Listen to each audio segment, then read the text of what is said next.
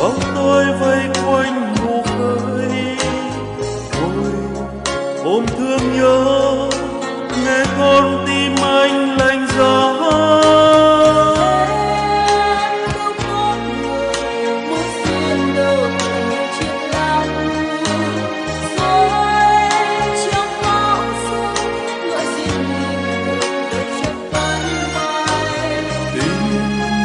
Sao Chúa xót những người trong anh từng đến.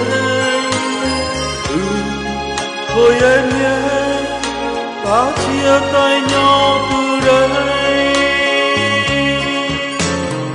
Mẹ đêm đang thở dài, tình chót trao nay xa thật rồi. Biết không người, dòng lệ trao trên mắt ai.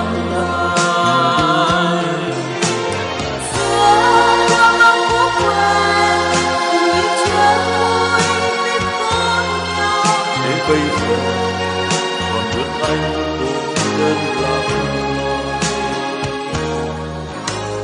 Thôi anh hãy về, cứ yên lòng rồi dẫu có sẽ qua.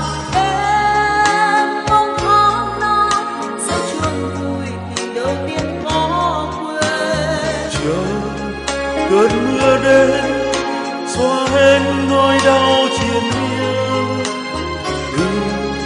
Thôi em nhé, ta chia tay nhau.